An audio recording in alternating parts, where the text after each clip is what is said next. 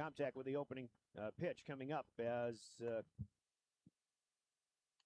we will get this one going. Go ahead and finish that. We're talking with our live ticket guys, but we want to reassure once again we'll have our video and audio coming up here on drgnews.com. Kenzie Flottmeyer out in the pitching circle. She started yesterday's game in the loss to Sioux Falls Lincoln, and we'll start the day here for the Governors on the slab. As Sioux Falls Roosevelt will bring their lineup out. You look at their lineup, Dean, I've only got one senior in this Roosevelt lineup, and for a team that started a little bit slow, picking up some victories along the way, playing a little bit better. I mean, this team, obviously, as young as they are, I always say young teams really don't know how good they can be until they just go out and get some things done. I think that's the challenge that the Govs face today with these Rough Riders. Comtech opening pitch is in, and it's across for strike one from Kenzie Flottmeyer. Yeah, 11 games into the season, all these teams we're playing now, they forget their age. They've learned how to play varsity softball. Strike two is in, swung on and missed. Lauren Carlson, the leadoff hitter for Sioux Falls Roosevelt. Boy, that field drop just dropped a good 6-8 inches on Flotty. If she can be throwing that today, the Riders are going to struggle. Tylen runs the target outside. This one out to the target. Stays out. That's a waste pitch. That's 1 ball and 2 strikes here. Leadoff hitter once again, Roosevelt. Is maroon and gold in color. They've got maroon jerseys top and bottom. Carlson will go right side and put one out into right field. A nice line drive hit. Good job of 2-strike hitting for Lauren Carlson, the Rough Riders second baseman. And they've got a leadoff base runner here in the top of the first. Yeah, great hit. Ended up coming right down the middle on Flotty. I'm sure she would have liked to seen that more around the zone than down the middle. Pitcher on pitcher here. Desiree Hinch is the next hitter. She'll foul one at the plate. And she was going after a low and inside offering here. Again, maroon jerseys and pants, pinstripes, gold trim, white numbers and letters, white socks for the Rough Riders. The Governors in their customary green jerseys, white pants, green socks as well. Strike two is in. Is that one let go? 2 batters now. Kenzie's gotten ahead in the count in both. 0-2. Flottmeyer in the wine. This one outside. And again, 1 ball and 2 strikes. Same count that Carlson had when she poked one out into right field. We'll see if Desiree Hinch protects as well or if Flottmeyer can get her here. That one runs up high. Good take for Desiree Hinch. Great spot for that rise ball. She chases that. She would have had no chance. Good pitch. 2-2. Nobody out. First runner is on first. Here's a swing and a miss. Strike 3. Flottmeyer dismisses her first batter of the day on strikes. First out of the first inning. Early on, it looks like she's hitting her spots, Brian. Off to a good start. Threw a lot of pitches against Lincoln yesterday. Now we'll face Raylan Seiler, the junior shortstop, batting third. First pitch up and away. Again, off and running. That first pitch of the day brought to you by Comtech Communication, Electronics, Sales, and Service, your dealer in the lower truck bypass in Pierre. Strike is in. Seeing some, I think the zone for Eric Lusk already a little bit bigger, especially up in the zone from what we saw from Rob Lehman yesterday. It's not really an adjustment that Roosevelt will have to make because they weren't playing yesterday necessarily, but just something I'm noticing so far. 2-1 here to Seiler as this one misses outside. Seiler asked for time, digging in. Third hitter here, top of the first inning. This one hit and off to the right side. That'll go out of bounds. Quite obvious to me, Brian, again, the Rough Riders with runners on base. So you can see them trying to push that ball to right field along that runner on first to go first to third. Seiler now hanging tough at 2-2. Flottmeyer in the wine. That one runs outside. That'll run the count full. And I believe, too, Dean, it's always an adjustment period. You have to get ready for the timing of the pitcher, too. And Flottmeyer obviously throws hard. You know, I just don't think these early hitters for the Riders have caught up to her here. And this one, again, good piece of contact here for Seiler. But it is out on the right side again. Yeah, you're seeing the outfield do a shift now. Leah Erickson moved more to a right center position, although Olivia Heyman's in left is still on the line. Payoff again, and that one is stroked over the top of the head of Micah Buffalo.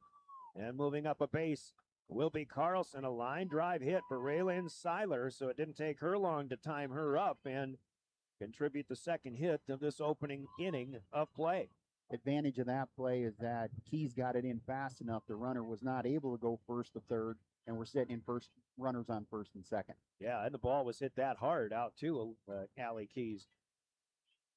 Cleanup hitter is Miley Melgard, and she's got one out into center field. First pitch swinging. This one gets by Aaliyah Erickson. She'll have to run all the way to the fence to get it down.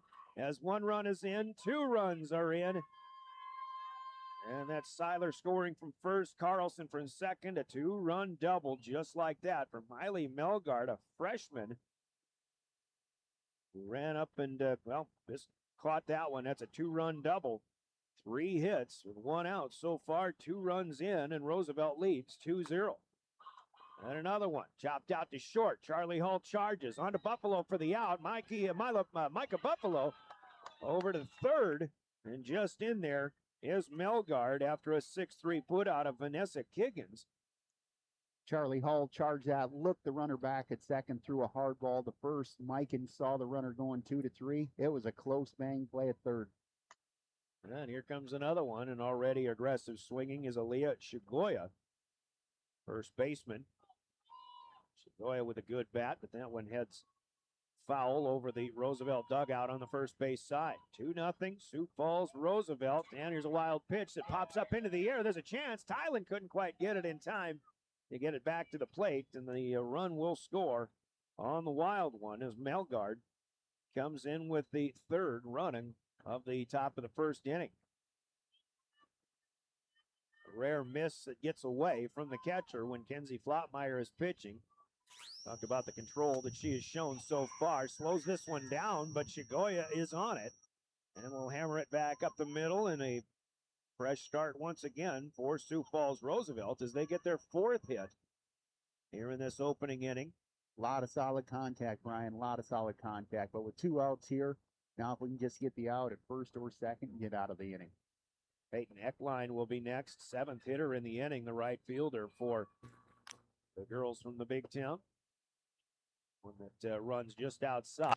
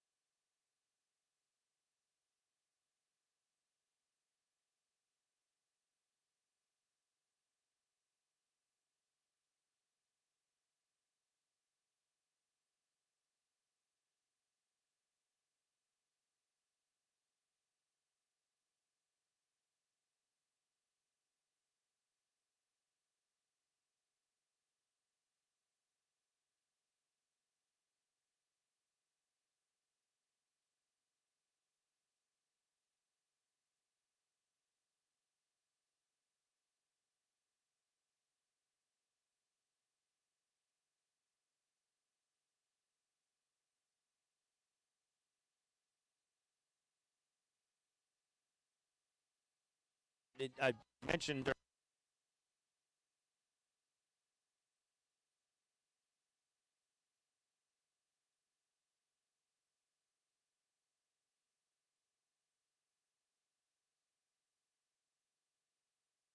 in many cases to extend their arms and get some good solid contact as a result. Ball will travel if you've got full arm swings, but if you bust them inside instead, perhaps then you might have a better opportunity to as Peyton Eckline did, pop one up right at the plate. You get them in on the hands. So we'll see if things change for Kenzie Flottmeyer in that regard. A 1-1 start here to Micah Buffalo, opening hitter for the Pierre Governors. And that one made me move my head as it's fouled straight back, but it wasn't necessarily a flinch out of fear. That was instinctive. That was instinctive. Yes, yes. Micah continues to be a tough out. She's in a 1-2 count right now, but they moved her up to the leadoff in her ability that she's demonstrated to just make solid contact. 1 ball, 2 strikes. Desiree Hinch is the pitcher. She curves one inside, and I see Hinch early on with Buffalo. Left-handed batter, but she is kind of working her inside a little bit more than what we saw with Flottmeyer's at-bats. This one hammered out to Hopper to third, picked up, throw across the diamond, and a good play by Miley Melgard on a 5-3 put-out. Micah Buffalo hit it hard, but is the first out of the bottom of the first. Mike has been seeing the ball well and has really lately been consistently going down that third baseline. It's given her a little more time to decide on the pitch, but she's making solid contact, so she just continues to see the ball well. Charlie Hull up into the 2 spot today, and she'll square to bunt, and one that hits the target, but setting off the inside part of the plate. So right away here, Dean, even with the first right-handed batter for the Governors, you see a target that's on the inside part of the plate, or even off. Now they'll move to the outer half. Melgard, who charged in as Charlie Hull showed bunt in that first pitch, stays in short.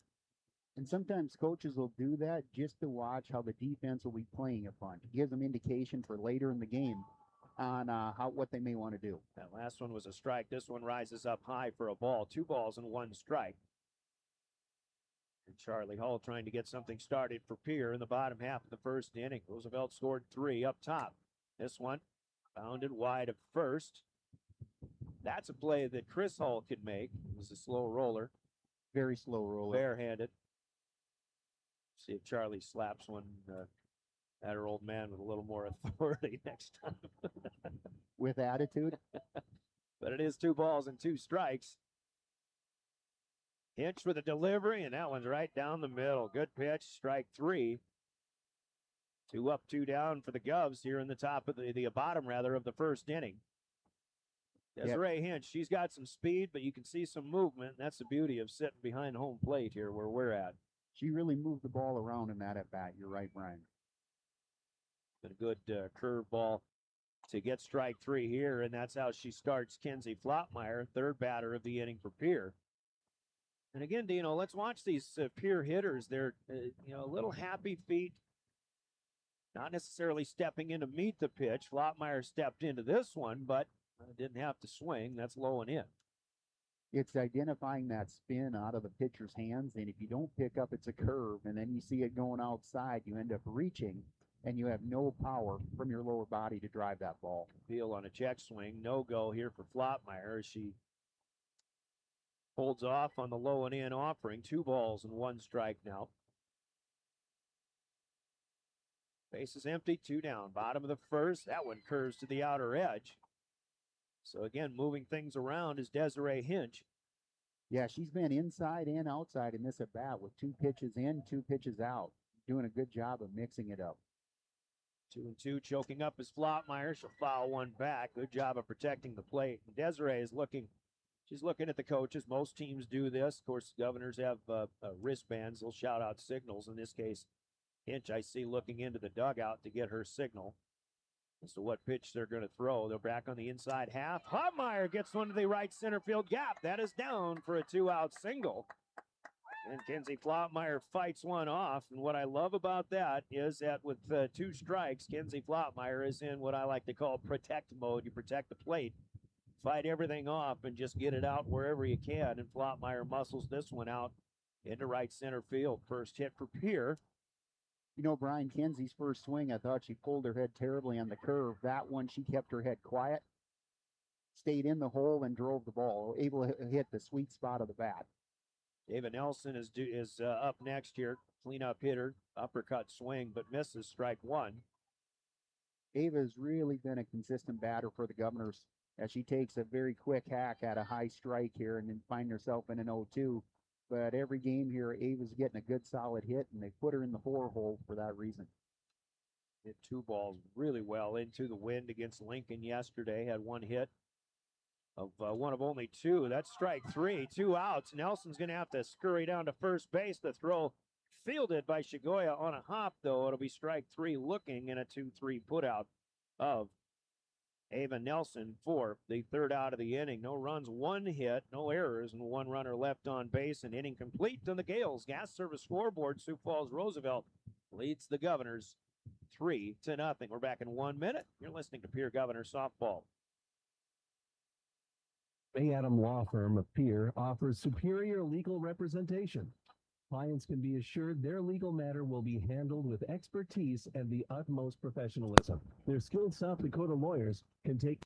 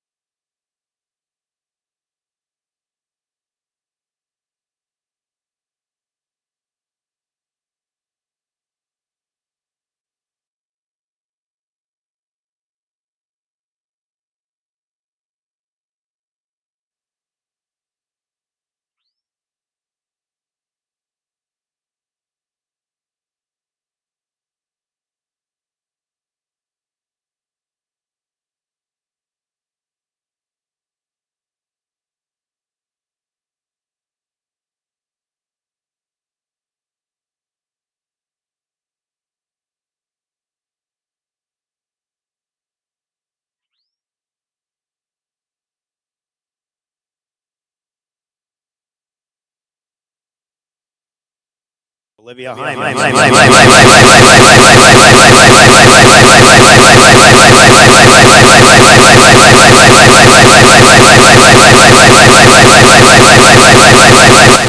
hitting their spots, coming at great speed.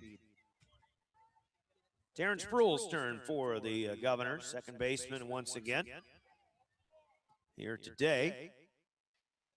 As Hinch will deal, strike one.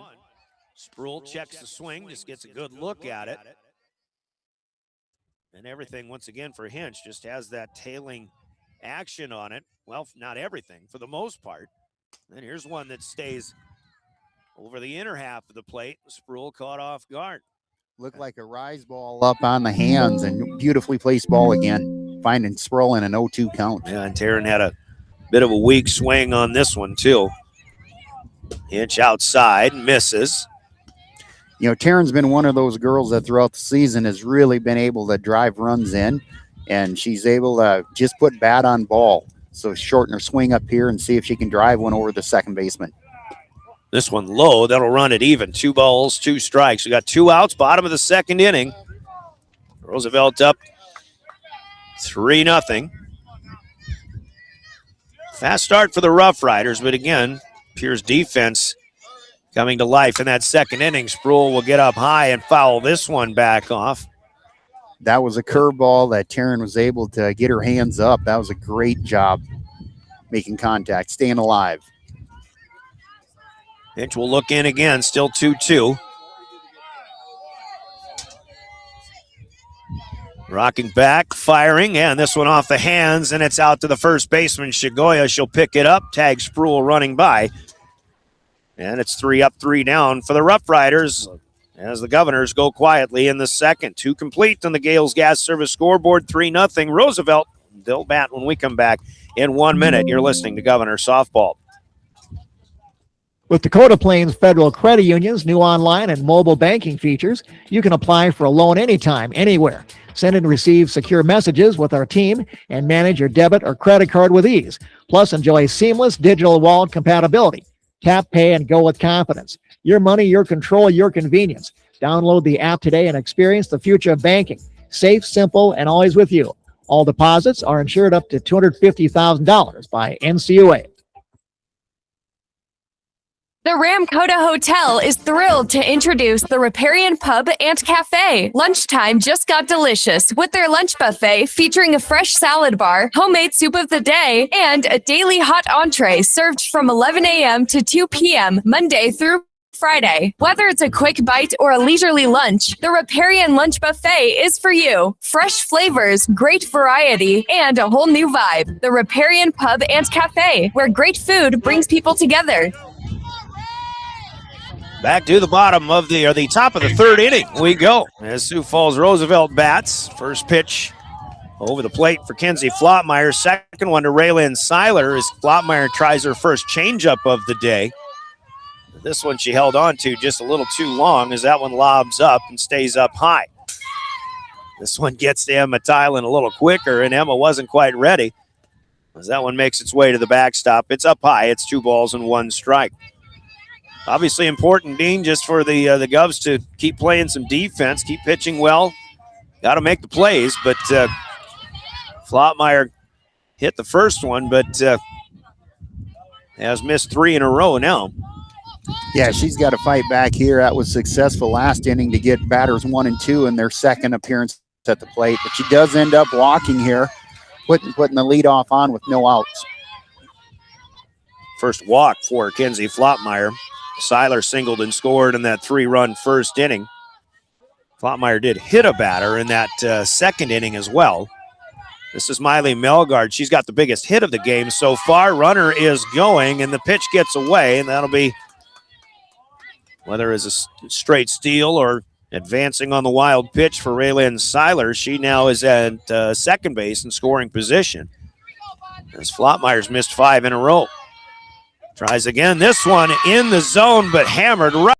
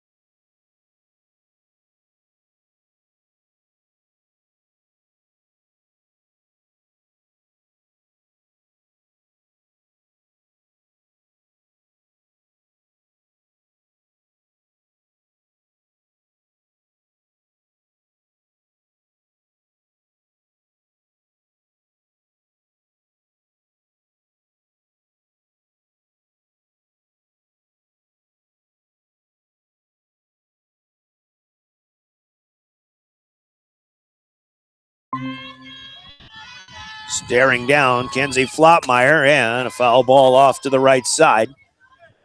Runs the count even at 2-2. Yeah, kind of a dangerous area here for Pierre. If we can have Flotty get us an out, that would be massive. Hit to the outfield is going to definitely be a tag-up situation and a score. Flopmeyer again. This is a slow roller. Kenzie Flopmeyer up with it, and she'll just pitch to first. There was time perhaps to get a play at the plate, but again, like you said, Dean, it's just more important perhaps to get outs at this juncture. And it's a 1-3 put out of Shigoya for the first out. A run does come in. Shigoya drives that one in, her first of the game. She's 1 for 2. Melgard scores her second run of the day to make it 5-0. And meanwhile, Kiggins moves on to third. So another run 60 feet away. And the hitter is Peyton Eckline. In this inning, as we've had 2 balls get past catcher Emma Tylen, as Kenzie throws a beautiful rise ball for strike 1. We cannot have a pass ball here and give up another free pass. If we can leave her on third, that's what we need to do. 1-1 to Eckline, who is the right fielder for the Riders. This one outside. Kiggins getting kind of a running start, especially once that ball is getting to the plate, but still getting back okay. 2-1. This misses away as well. And it's 3-1. The thing about softball is sometimes it's okay. You might think it's okay to put a runner on, but with first and second base open, basically, if you walk a batter, they're essentially going to take off and steal second base anyway. So you can essentially kind of assume that a walk will turn into a double. This one just off the outside edge, and it's another walk, the second of the inning for Flopmeyer, and we'll have a break in the action here as Sam Kennecke comes out to talk to his pitcher and the rest of the Pierre infield. Timeout on the field, sponsored by Coca-Cola Bottling. Timeouts in our broadcast given to us from Coca-Cola Bottling in Pierre. So, again, it's all about settling down. And I tell you what, it just seems like these 3, 4, 5 hitters are really going to be a problem, and maybe the 1 and 2 also for Roosevelt throughout the day.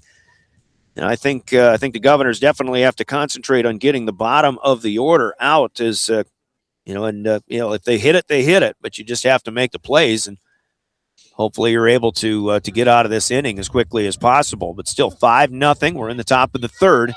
2 runs in, still 1 out as the Coca-Cola timeout comes to an end on that mound visit.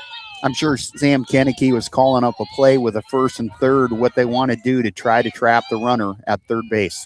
Bunt situation, fake bunt. They showed that is a strike called to Dawson Grostadier. And basically Tylen threw hard back to the pitcher. Flopmeyer catches it, looks to third, but Kiggins was retreating. So now runners at second and third. Ball runs high. 1 ball, 1 strike. 3 in the first for the Rough Riders. 2 so far here in the third. They lead 5-0. There's a swing and a miss. Good pitch for Flott. Yeah, pitchers, catchers, we can run a lot of trap plays when we have a first, third situation. That's just one they have. Again, everything is to bait that runner at third. 1-2 pitch coming in, rocket shot down the third baseline out to left field. Olivia Heyman, runners going home, 1 runner in, 2 runners coming in, safe at home plate. That was a duck hook that went right by Ava Nelson. And the run scores from third and Vanessa Kiggins, and then Peyton Eckline comes around third and scores. If that play actually would have been an out, it would have turned into an interference play. I saw Eric Lusk put the arm up as Eckline came around and sort of ran into Ava Nelson, who had just kind of gotten in the way. This is a run-scoring single, actually a 2-run single for Dawson Grostadier. And again, when she hit that ball, it was a line drive right to Nelson, but it had a little duck hook action to it, and it went right to Nelson's right side. Really didn't have an opportunity to make an easy play on that one whatsoever. Here's one popped up off of the hands. The number 9 hitter will be retired on a foul catch, pop out to the catcher. That's out number 2. Grostadier stays at second, but those 2 runs that Grostadier drove in make it 7-0 now. Roosevelt as they roll their lineup to the top. And Lauren Carlson, who has tattooed 2 balls to the right side so far, but she's 1 for 2. Yeah, I look for her to in. do that again, Brian, that she's looking for an outside pitch she can drive to right center. So Pierre has to be really cautious where we're placing this ball. Still a run out there for the Rough Riders. Foul back on this one. 1 ball, 1 strike.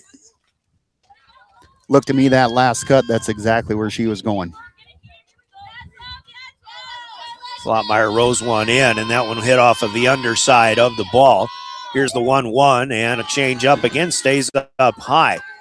Generally, Flottmeyer's been able to get these balls to come down across the zone or get hitters chasing, but she hasn't really presented anything that had the appearance of a strike coming in yet on her 3 tries at the off speed.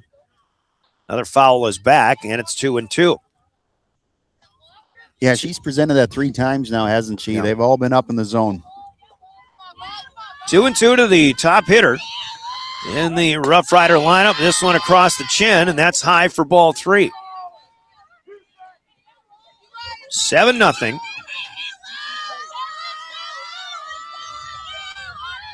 Rough Riders coming in 7-6 on the season. Flottmeyer up high for ball 4. So it'll be a bat around inning as the 9th hitter in the inning comes up for Sioux Falls Roosevelt. Desiree Hinch, the pitcher, struck out in the first, grounded into a 6-4 put out in the second inning, but gets an RBI single out here to left center field. Hinch not letting up at all. Ball gets away from Charlie Hull, and we'll have safe at third. Under the tag, as Flottmeyer was there covering. Hinch hits one hard to the left center field gap. She didn't stop at all. She turned around. We'll give her a double on that. That'll drive in 1 run. And then as the ball got away from Charlie Hull, that allows Carlson to score all the way from first as well. So 2 more in for Rosie. And it is 9-0. Visitors as the 10th hitter in the lineup comes up, and that's Raylyn Seiler. Yeah, very well hit ball to left center, and it's just one of those things. The Rough Riders are very aggressive right now on the base pass, putting the pressure on Pierre to make the play. Courtesy runner checks in for the pitcher, even though she was only 60 feet away. And I believe that's number 10, Paige Schmidt, running for Desiree Hinch. Ball away to Seiler, now 2-0. Roosevelt's just going to try to keep hitting much as they can. It'll be interesting to see just how long Flottmeyer goes in this game. Here's a grounder out to Charlie Hull. Through the glove, out. Now she'll pick it up and fire on to first to retire the side. Damage done, though, for Sioux Falls Roosevelt. They will plate 6 on 1, 2, 3 hits. Add another error, and 1 runner left on base. We'll go to the bottom of the third. 9-0. Sioux Falls Roosevelt. Back in a minute on River 92.7. What if we said a bank isn't a place to lock up money? It's a place to set it free. What if the point of banking wasn't to bank at all, but to put your ideas? When you're thinking of a new or used car, motorcycle, pickup, or RV, think of us. We make all sorts of vehicle loans. We can set you up with payments that fit your budget. So if you have getting some new wheels in mind, stop by and see us. We'll get you the right loan. Dakota Plains Federal Credit Union, federally insured by NCUA. We're big on you. We're small enough to know your name, but we're big on you.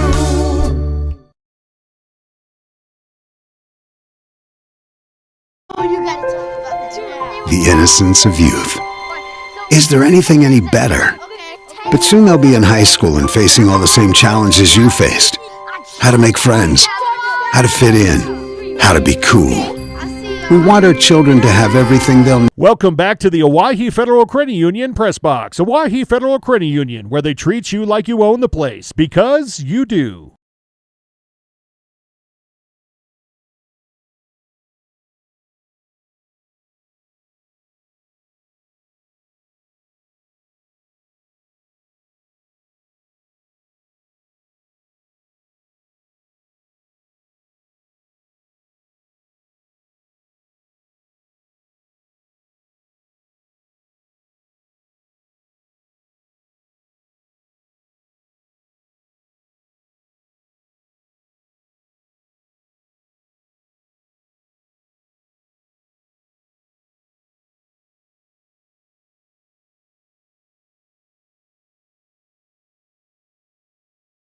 In the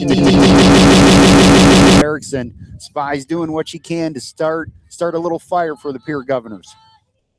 Abby Paulson playing shallow. Of course, the wind is still blowing in, although it's more blowing in from right field as opposed to center like it was yesterday. But Presley Spies with that lead-off triple. And pitch number 1 to Emma Tylen, who provides a smaller strike zone. Runs up high for ball 1. She's been swinging the bat pretty aggressively too, Emma has, with a triple down the first baseline here yesterday. And this one, right to the dugout. John Seitz, get your hands off the chain link. Oh, my goodness. He was right there, and that one almost went right through the opening. He's thinking of his watching position now, rethinking where he should stand. That's what happens when you have such a fast pitcher, Coach. 1 ball, 1 strike off of that foul. Here's ball 2 to Tylen. I tell you what, too, aggressive base running for Presley Spies. I wasn't so sure that moving rounding second and heading for third was the right decision there. You don't want to start the inning with an out at third when you could be right there in scoring position at second base just as well, but Spies was able to beat the throw and slide in safely, so no harm, no foul. The Governors have a leadoff base runner at third. Tylen fouls strike 2 away. 2 balls, 2 strikes. Governors trailing 9-0, but anything to get started here in the third inning would be a big plus. Another foul off the catcher's mask. She seems to be okay. That's Matson. Emma is really showing some snap in her bat. Very quick hand. She's up there to hit, and it's a pretty swing. It's compact, and it is powerful. Let's see if she can put a line drive in play here. Still need to protect in a 2-2 count. Nobody out. And this one down the middle. Actually, Tylen checked her swing, but I think that one's going to be called a strike anyway. First out of the inning. As Hinch did pull the string on that, so I think what happened for Tylen in her mind was she had just had to second guess or kind of try to stay back, but that's what induced the check swing. Just a real good pitch for Desiree Hinch, who strikes out another. Now top of the lineup, and Micah Buffalo, the hitter. Strike 1 across the outside edge. Buffalo grounded out to third to start the offensive day for the Governors in the top of the first inning. Hitting leadoff today, Micah Buffalo, the first baseman. Now a fastball up high that she's not able to lay off. Micah, a very versatile batter. She can bunt as well. You know, coach is elected to let her swing away here. But she's been a tough out. She is. So let's see, even in the 0-2, if she can put something in play. This one down low. First ball to Micah Buffalo.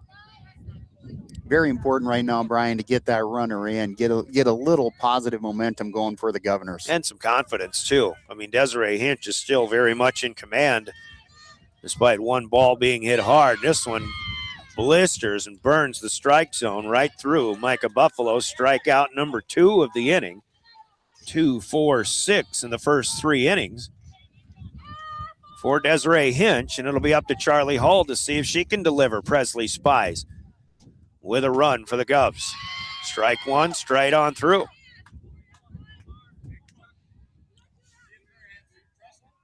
Yeah, looking at location of Charlie's feet off the plate a little bit in the box. Hinch came on the outside edge of the plate. Another one. Did it again. Same spot, yeah. Charlie has not been a real aggressive hitter this weekend so far. Struck out looking too many times yesterday. Now in an 0-2 hole here without taking a cut. And this one she'll fight off, though. I don't know if you noticed, Brian, that particular pitch, she actually took her left front foot closer to the first baseline. In other words, closing that gap. And so setting up a little closer to the plate now on the last pitch, and now this one again. 0-2, Hinch bringing it again. That one runs outside. Wastes one there, 1 ball and 2 strikes. 2 outs. Presley Spies with a gap shot for a triple to left center field, but still stuck at third. Roosevelt with 6 in the top half of this inning, leading 9-0. Another one fought off, fouled. That's probably a pitch Charlie would love to have back here, see if she can get it timed up, because that one was really right down the middle without much movement from my vantage point. Yeah, agreed, Brian. But she's doing a good job of fighting these off. We saw this yesterday. We're seeing it again today, taking these deep multiple pitch counts. 1-2, outside, off speed. That one just misses. So it's 2-2 to the senior shortstop for the Pierre Governors. Hinch ready to go again, gets the call from the dugout on what pitch and position to put it at. Charlie Hall will fight off another one. 3 fouls in this at bat. We may want to do $1 for every pitch Charlie takes, because she is doing a great job yesterday and today of getting some long at bats. She's fouling these off. Boy, if she can drive one fair, that would be so huge for the Governors here. Again, a closed stance now, where her first couple of pitches was more an open stance. She is looking to point this thing to right center or right field. Still 2-2. Hinch again and slows it up, but runs it outside. She wanted that one too, but won't get it. And 3 balls and 2 strikes. Big spot here for Charlie Hall. Hoping to be a leader for the Governors. After a big start to the inning with that leadoff triple, and strike 3 on the outer half. Called looking as Desiree Hinch strikes them all out in the 3rd inning. 7 in the game. It's 9-0 Governors as Presley Spies stranded at 3rd base. Let's pause for 30 seconds. We'll come back after another break in the action. Gales Gas Service scoreboard, Roosevelt 9, Pierre 0. We're going to the top of the 4th next on River 92.7. To live fulfilling and productive lives. Make sure the kids in your family are among the more than 57,000 participants here in South Dakota who take part in high school sports or activities. At Ringneck Energy, their mission is to produce renewable energy that adds value to grain and livestock production, enhances the income of their investor partners, and provide a safe, rewarding work environment. Located at 901 Redwood Avenue in Oneida, South Dakota. Call 605-945-6900 or check ringneckenergy.com. A proud supporter of local schools and wishes all students the best of luck in all their activities during the school year, creating economic opportunities in our community. Welcome back to the Owyhee Federal Credit Union. A couple of games against the same teams that Pierre is as well.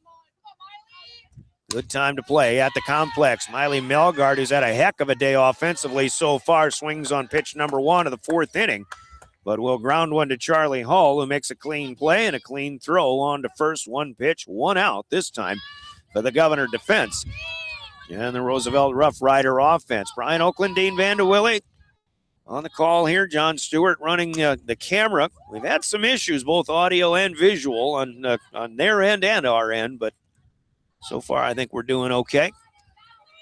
Keeping everybody running. This is the first of 2 games today. Sioux Falls, Washington will play Pierre at about 2 o'clock this afternoon. Foul ball for Vanessa Kiggins to start her at bat. Now a swing and a miss, and Kenzie Flotmeyer still trying to deal. Has an 0-2 advantage here. And there's a spinner that runs up high.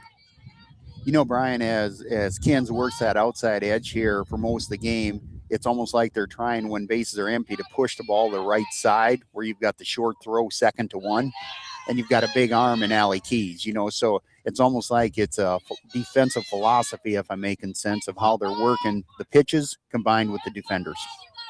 2 balls, 2 strikes. Kiggins is pretty close to right on top of the plate, and she'll reach out. That one might have been off of the outside edge, but she'll foul it away. Just talking about Roosevelt's season, bit of a slow start. They lost their first 2 games, granted to 2 of the top 5 teams in the state, in Brandon Valley and Harrisburg. They ran off 3 wins in a row. Here's one hit out to center field, drifting to the right side. Erickson ranges over and makes a nice running catch. Aaliyah Erickson with a highlight play, if we will. Let's call it right on the money highlight play. There's a sponsored by Rounds Financial Services in Pierre, where your money works for you. Our first highlight play that we remember to talk about. Pierre's had a couple of others. Of course, Roosevelt's been right on the money with a lot of their hitting. Here's a slow roller to Sproul. And a 1-2-3 inning. Shigoya is retired. And the Governors will hold Roosevelt scoreless this time around. Still 9-0. We'll pause for a minute. Back for the bottom of the fourth next. Governor softball.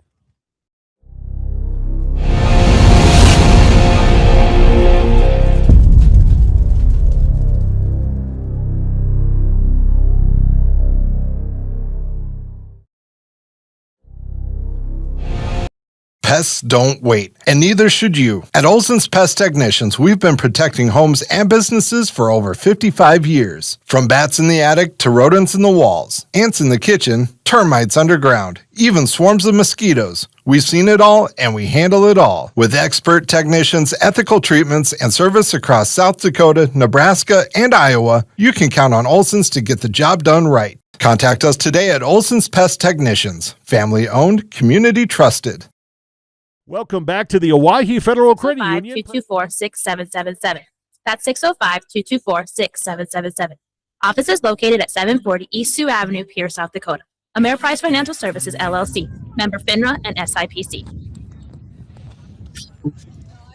Welcome back. Continuing coverage of Pierre Governors softball, covering all home games for the third straight season. Your official voice of the Governors, River 92.7, DRGnews.com. Brian Oakland here. Dino next to me, Terrence Sproul, or check it, Kenzie Flottmeyer. Standing in, it'll be Flottmeyer, Nelson, and Keys, the 3, 4, 5 hitters for the Governors. Pierre has managed just 2 hits against Desiree Hinch so far. Flottmeyer had the first of those 2. Presley Spies hit that booming triple to left center, but to lead off the last inning in the third, but was left stranded. Flottmeyer fouls one away, now looks at strike 2. Before this inning, the Rough Riders and Coach Seitz had they just had a little conference on the mound, maybe a little re-strategy here as they going to make adjustments along the way here in the fourth inning. And a called strike 3 as Flottmeyer is down looking to start the fourth inning. 2 of those curveballs consistently catching that left batter's box edge of the plate. Just she's placing that Welcome ball so back well, to the Brian.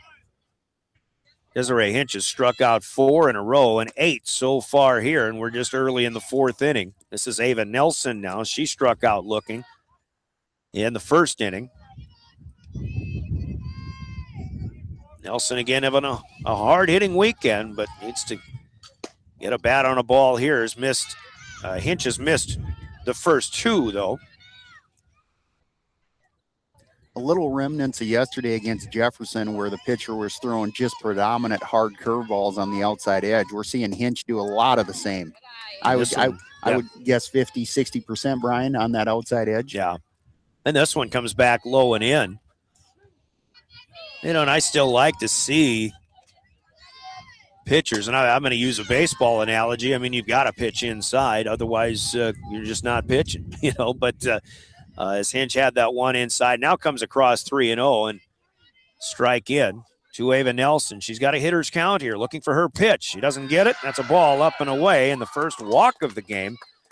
Well done. I'm sure a rarity for Desiree Hinch.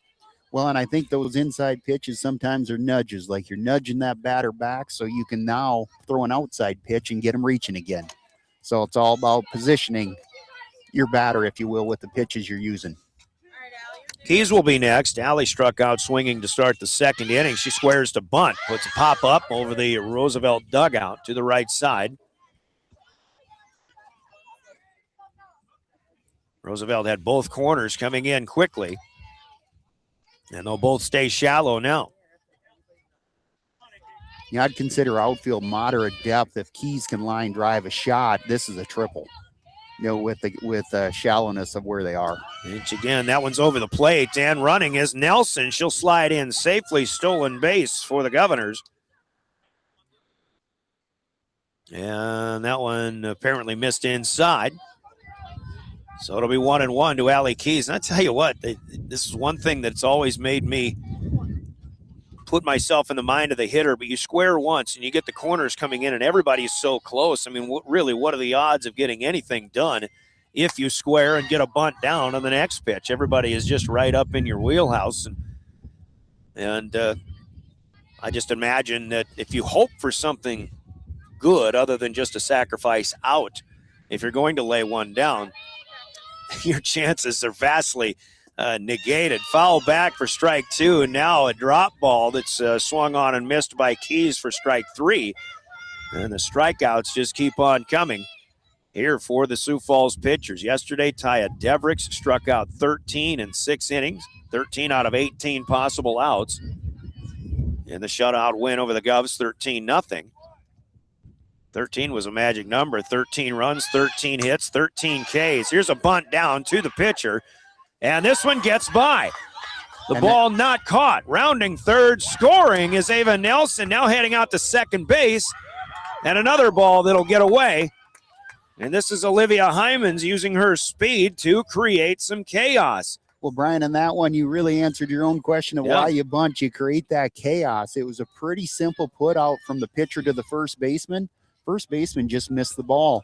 Create some chaos, make them throw it around, and here we are. We got a run in, and the speedy Hyman on second base with Sproul up the bat. Yeah, it was actually the second baseman covering who failed to make the play. That's the first error of the day for the Rough Riders, and that helps a run score. Foul ball by Taryn Sproul. And I'm sure coaches are seeing our difficulty in trying to get the bat on ball. So even with 2 strikes, willing to go to the bunt to create that chaos, and it paid off for them. I'm sorry, 2 outs. Yep, there are 2. Okay, 2 outs, and it's 0-1 here. Now 0-2. Hyman's well off the base as the ball got away just a couple of feet from the catcher, but she'll retreat. 0-2 to Taryn Sproul, trying to deliver one more. Hyman's on second base. Something to the outfield should score her. This one fouled off to the right side. That one off of the hands. And if we know anything about Olivia Hymans, it's that she is not happy if her uniform is clean. So she is excited to get a jump on this. She's not thinking going to third. She's thinking going to home. Taryn Sproul, just get me a hit and let me run. 0-2 again to Sproul. This one hammered but out to short, and ranging over, and a good play made here by Seiler to Shigoya. The 6-3 put out. The Governors get 1, but they'll settle for that. 1 run, no hits. There was an error, and 1 runner left on base as Pierre trails now 9-1. New score after 4 innings. We'll go to the 5th. We're halfway through halftime in our River 92.7 broadcast. Brought to you by Wealth Partners, Ameriprise Financial in the Capitol Creek Center Plaza in Pierre on East Sioux Avenue. Let's hear from them. We'll be back in 30 seconds. You're listening to Pierre Governor Softball on River 92.7.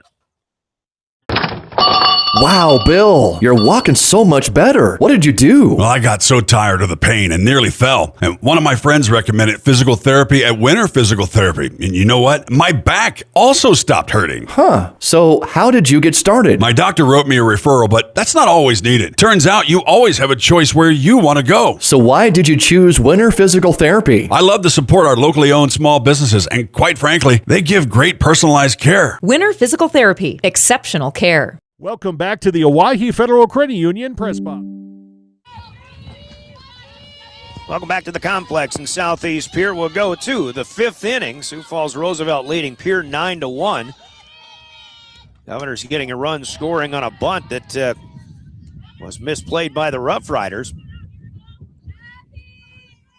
They're on the board, but obviously still work to do as Kenzie Flottmeyer back out to deal with the 7, 8, 9 hitters. Peyton Eckline starting things up for Sioux Falls Roosevelt. First pitch off of the plate. Second one swung on and missed. Even though it came in at a similar spot. Had some movement from Kenzie Flottmeyer, who's dealing on a 1-1 here. Swing and a miss. Strike 2. Kenzie's looking dialed in a bit. A little shaky here last inning, but so far here looking like she's hitting her spots as she starts the 5th. The 1-2, and the changeup still. That's coming down a little bit, but it still stayed up high here. Possibly a strike and slow pitch, Brian. Kenzie getting a laugh out of that. It just hasn't worked out yet so far, and now missing on a ball outside. The count runs full. 3-2 to Peyton Eckline. Roosevelt right fielder. Walked and scored in that 6-run third inning. Swing and a miss, strike 3. Huge peel drop. Not only do we get the obvious first out of the inning, but the bases are empty, a little confidence. That's how we needed to start here, middle of this game. Mentioned a couple of innings ago, maybe it's key for the Govs to get the bottom of the order out because the top 5 hitters for Sioux Falls Roosevelt have been outstanding so far today. First pitch outside to Dawson Grossadier, even though it was Grossadier who had a big hit in that 6-run third inning with a 2-run single. Swung on, fouled back to make it 1-1. I think as you're playing these tough Sioux Falls teams, you know, your bottom of your lineup still producing 1 for 3 in a game in hard hits. They're just very talented young ladies. Yeah, like we saw with Jefferson yesterday, just no weaknesses, no spots in the lineup that you can kind of relax on at all. And here's a swinging strike for Grossadier, who is down 1-2 now. Flottmeyer gets the changeup this time, 5th time's a charm for Kenzie Flottmeyer, and she'll strike out Grossadier, who buckled and could not pull the trigger. 2 up, 2 down. Huge smile from Kenzie on that one.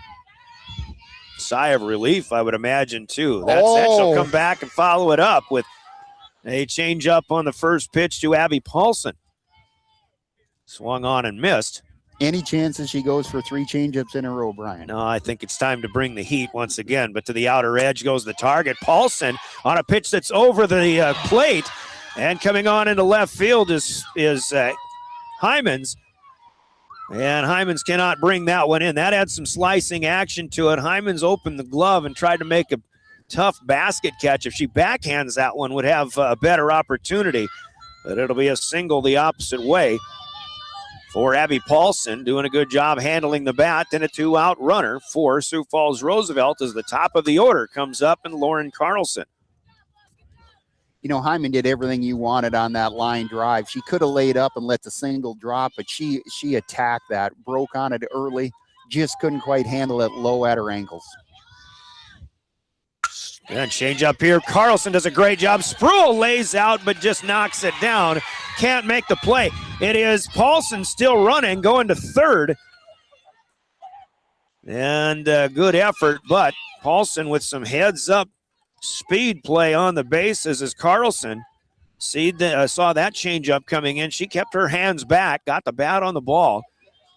Hit it to Spruill's left. Taryn Spruill did a great job laying out, knocked it down, but could not keep it in her glove and could not make a play. It's an infield single for Carlson, and on the play, Paulson moves over to third.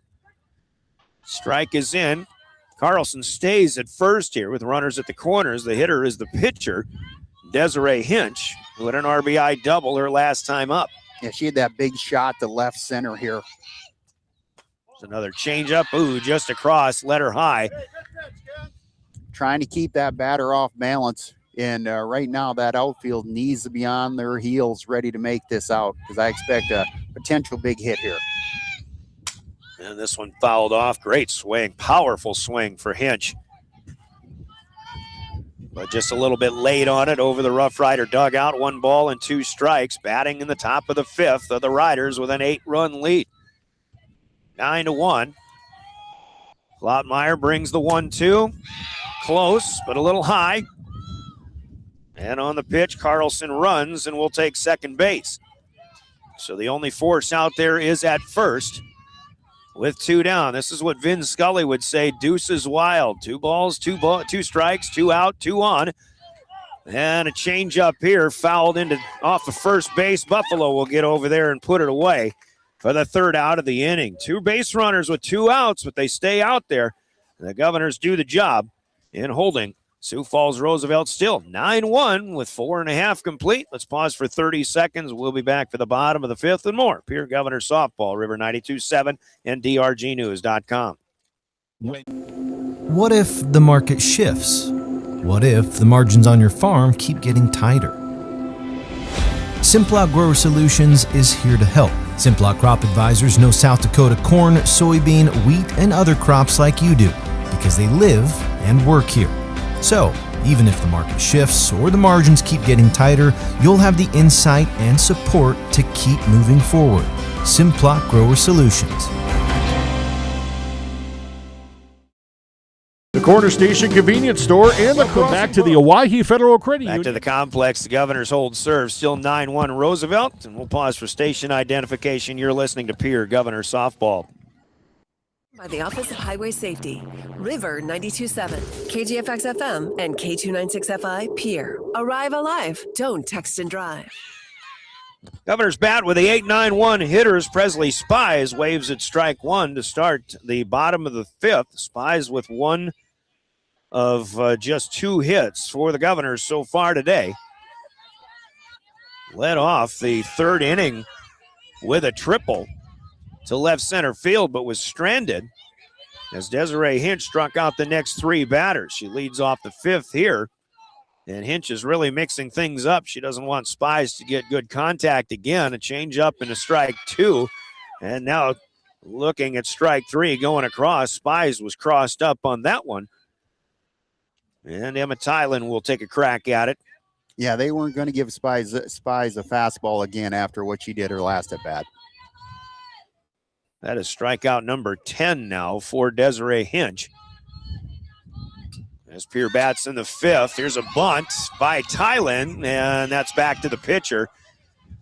Roosevelt springing really well. I tell you what, if you're going to bunt for a hit, in this case, that's basically all that was, is an attempt by Tylen to bunt for a hit, but you really have to keep that bat back as long as possible because it's just something about 60-foot baselines. I mean, people get to you in a hurry if they're charging in. And the throws get awful short. And you know, Brian, as the game ebbs and flows, you see in Major League Baseball, you see a lot of bunts, then it went away, now it's starting to come back. In fast pitch, you really saw a lot of slap hitting, and you're seeing that kind of die away, but that slapping actually gets that runner running down the line to give your speed steer a shot, as Buffalo takes an inside curveball for strike two here. Swung on and missed. That was a great curve coming toward the hitter after she fouled off the first one. 0-2. Two down. This one stays low. Again, just the talent of the pitchers that the Metro has, and we saw some good ones yesterday. Seeing one here with Desiree Hinch. I'm sure Sioux Falls, Washington will have another one a little bit later on today. Buffalo fights this one off. Good job by Micah. That one might be chilly enough to sting a little bit off of the hands, but.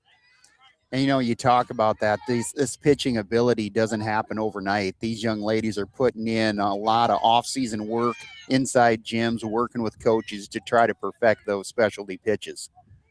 Hinch, a junior, probably 16 or 17 years old. Buffalo fights another one off, slices it fouled on the third base line. But even at 16 and 17, of course, you've got pitchers throwing as much as possible in the offseason, too, as early as 7 or 8 years old. I mean, they're starting them early.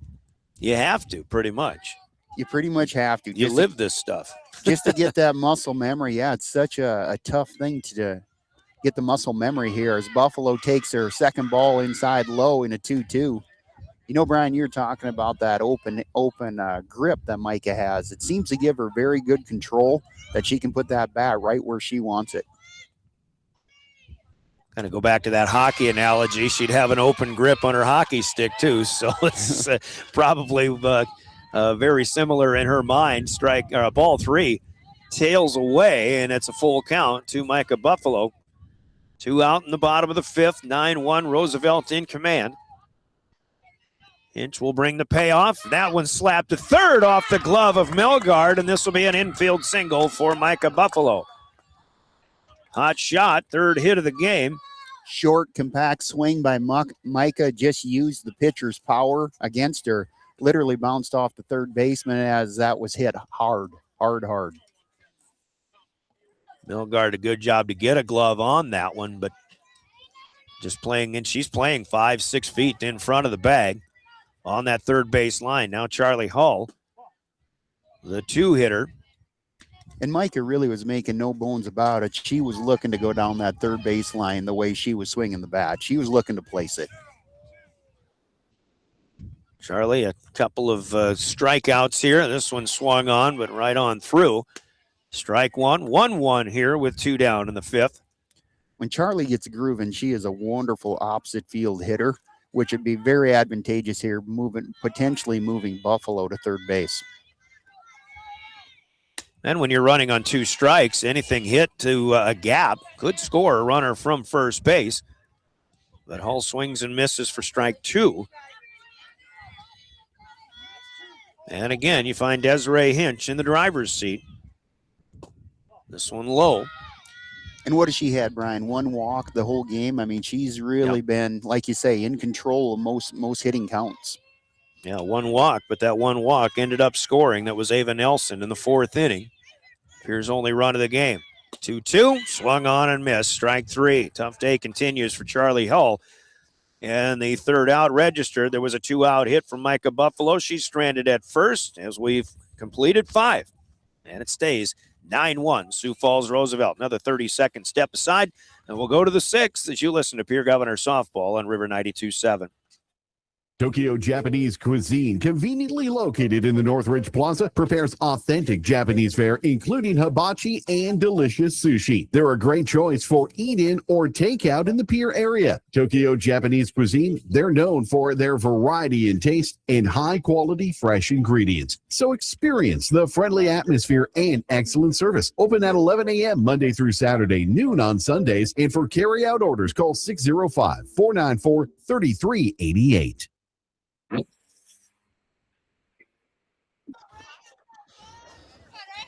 Let's go to the 6th inning. Welcome back to the Owyhee Softball Complex. East side fields, the smaller fields.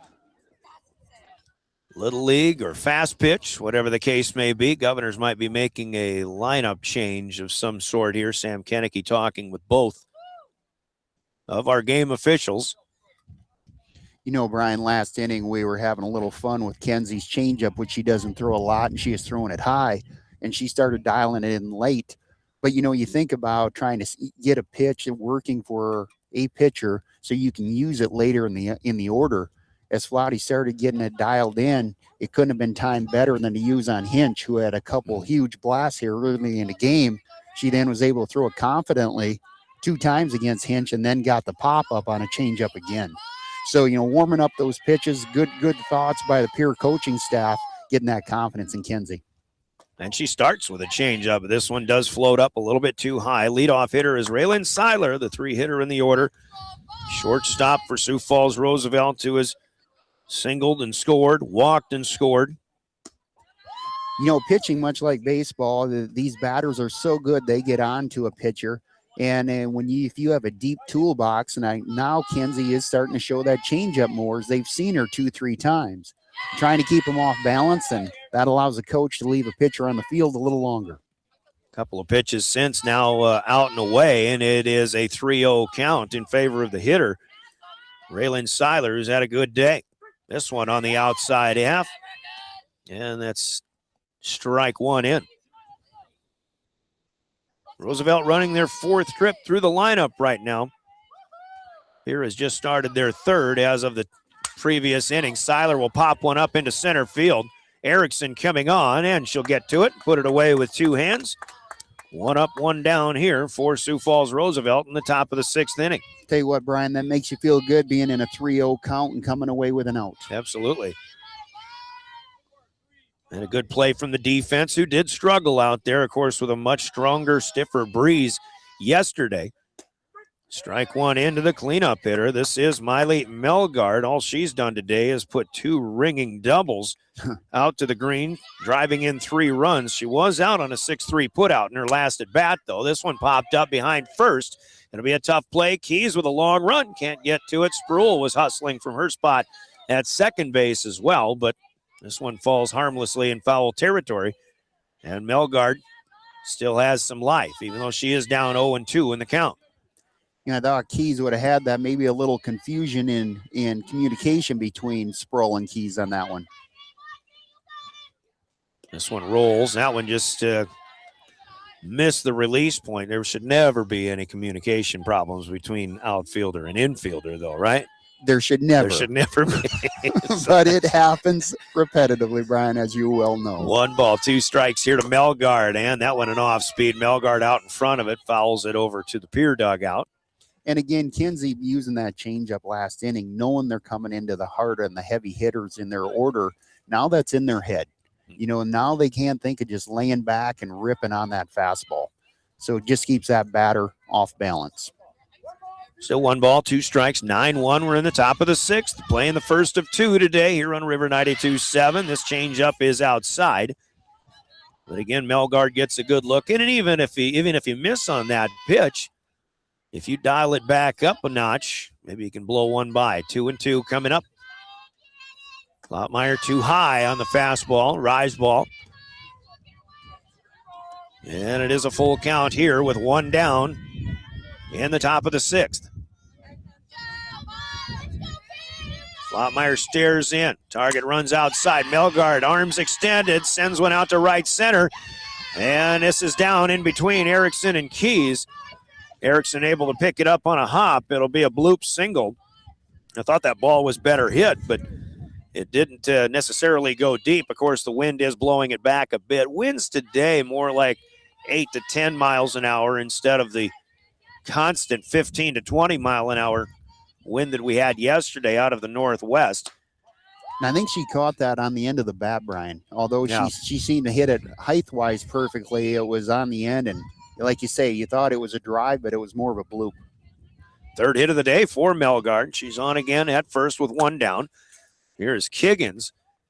And she hits one off the end of the bat, foul over the head of the on-deck hitter. Yeah, and these are tough spots in a game, and right now Kenzie's controlled the last 2 innings, I believe, Brian, of whether you switch pitchers or stay with her. And Kenzie's continued to keep us out of trouble here, so coaches are feeling comfortable keeping her on the hill. This is one here, and that's 2-1. 1 down, 1 on in the 6th. Here's one out to second base. Sproul has to go to first with it. Ball was hit slowly enough, really didn't have a chance to spin and get the out at 2. Sproul takes the sure out, and that's a good play. And there's 2 down here in the 6th.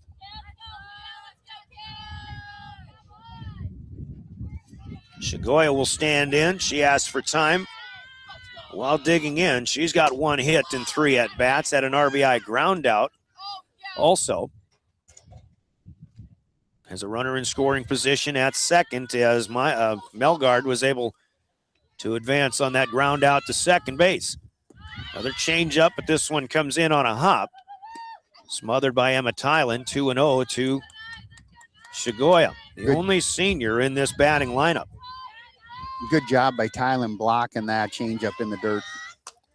There's one off the hands, and that one will spin foul.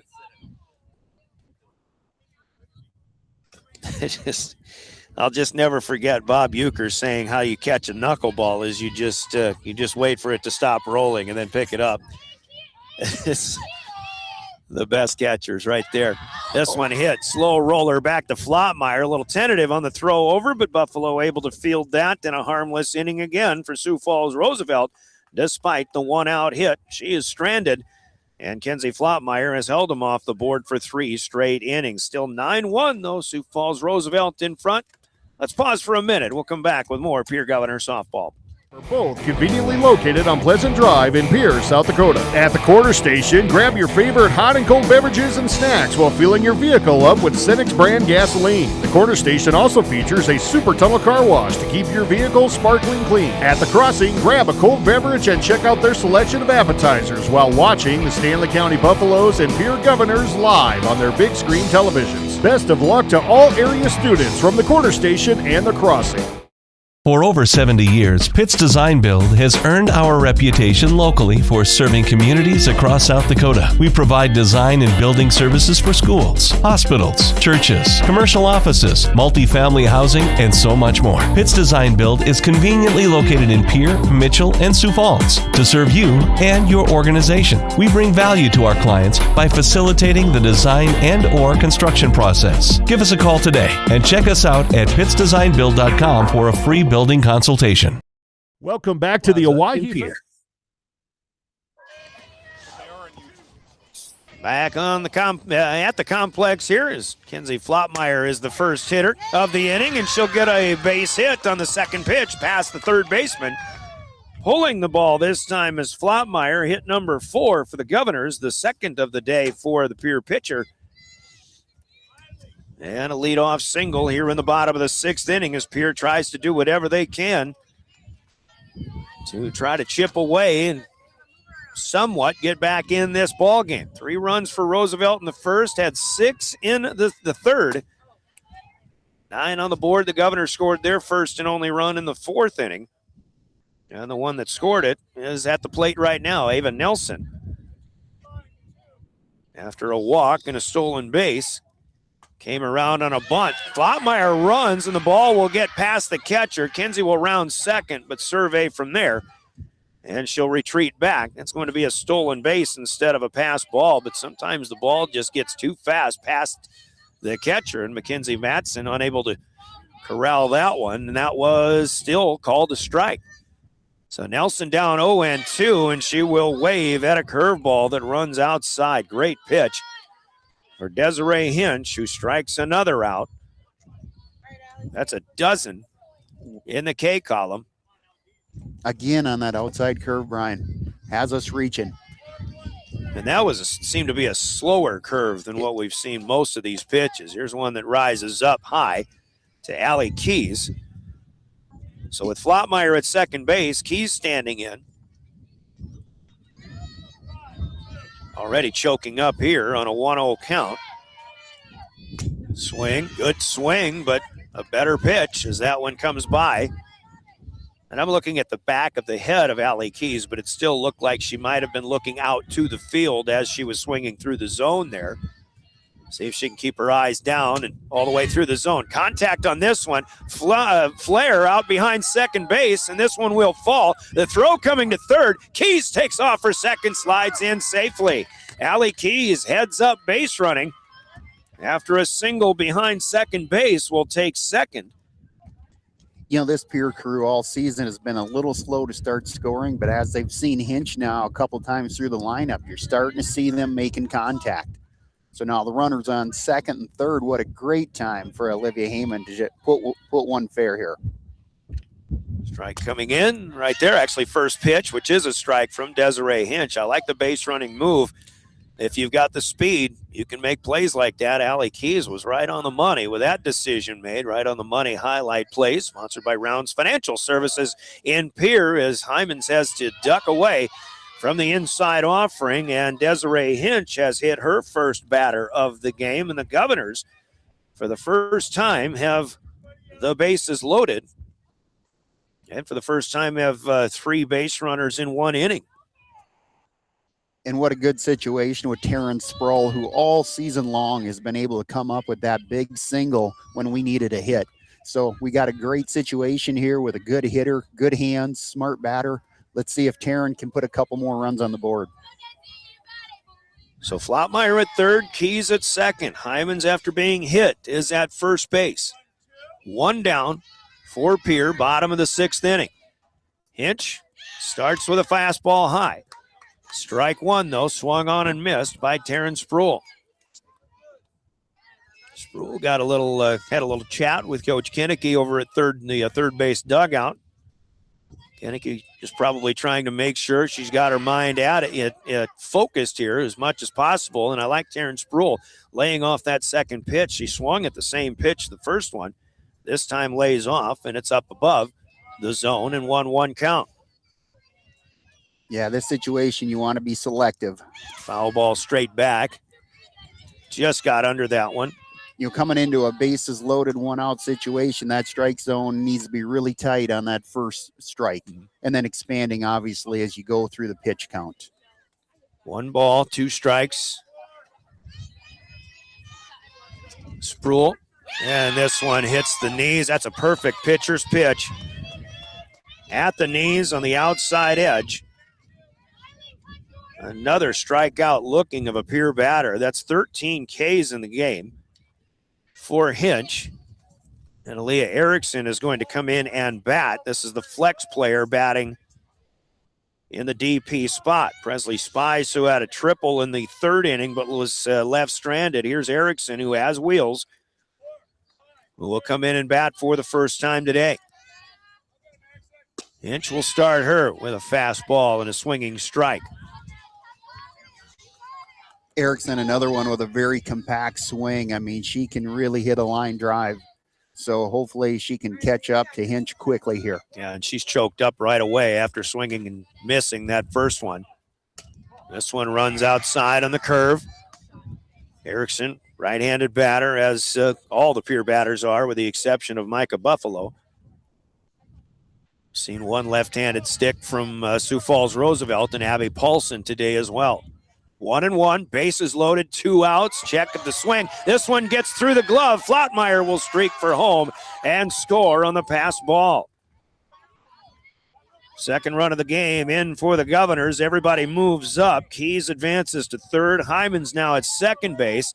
First base is open. It's been a few times that Matson at the catching spot just hasn't been able to corral the pitches from Desiree Hinch. There's plenty of movement on these pitches, obviously. Hinch comes right back and burns the zone for strike 2. Still 2 out there for Erickson. If she can get one to the green, could potentially score them both. Huge opportunity. Aaliyah looks good in the batter's box here. 2-2 count. Hinch delivers. Strike 3 at the knees down the middle once again. 14 strikeouts. Desiree Hinch has the weapons to thwart a big rally for the Pierre Governors. 1 run in on 2 hits and a hit batsman, 2 runners left on base through 6 complete. Roosevelt with a 9-2 advantage over the Pierre Governors. That's on the Gales Gas Service scoreboard from Gales Gas Service in Pierre. We pause for 30 seconds and we'll play the last inning when we come back. You're listening to Pierre Governor Softball.